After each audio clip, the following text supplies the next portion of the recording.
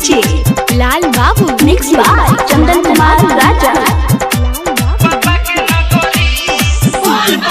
समस्तीपुर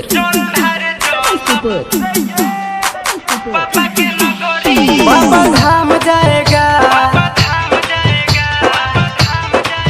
कांवर लेके जाएगा, बाबा धाम जाएगा, कांवर लेके जाएगा,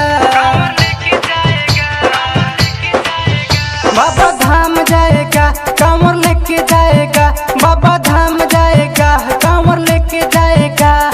रोहिया में बोल बम बोलत सगरी, चल चल देवघर बाबा के नगरी, हो जल ढारे चल बाबा के नगरी।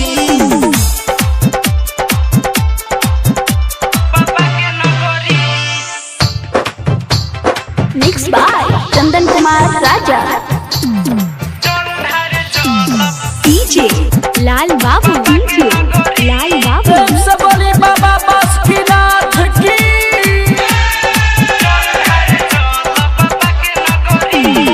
समस्तीपुर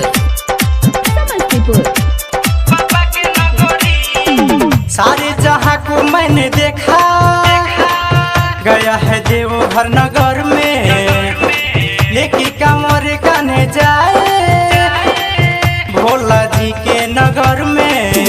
देखो भांग के नशा नशा नशा, देखो गजा के नशा नशा नशा, देखो भांग के नशा, देखो गजा के नशा।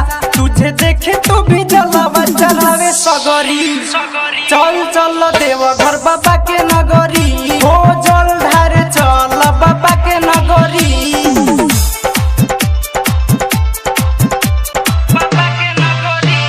प्रेम से बोली बाबा बासुकीनाथ की। डीजे लाल बाबू डीजे लाल बाबू समस्तीपुर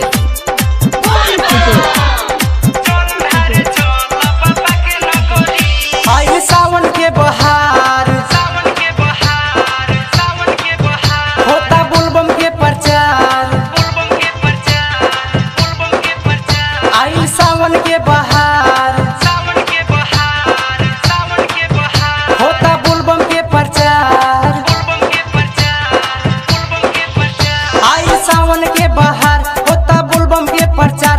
आई सावन के बहार, होता बोलबम के प्रचार। हमारो के ले चल बैजू के नगरी, चल चल देवघर भोला के नगरी, हो जल ढारे चल बाबा के नगरी।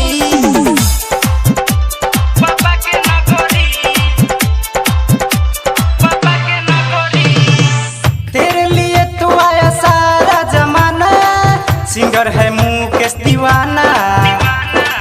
तेरे शरण में जब आए, बोलू मैं बोल बम के नारा।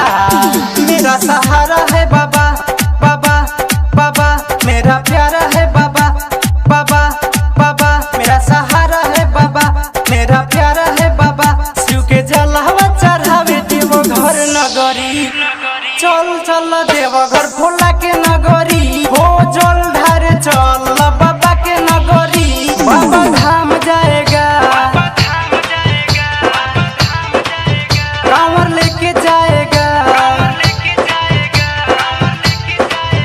बाबा धाम जाएगा, कांवर लेके जाएगा, बाबा धाम जाएगा, कांवर लेके जाएगा, बाबा धाम जाएगा, कांवर लेके जाएगा। रोहिया में बोल बम बोलत सगरी, चल चल देवघर बाबा के नगरी, हो जल ढारे चल बाबा के नगरी। GS डिजिटल रिकॉर्डिंग स्टूडियो पूरन छपरा।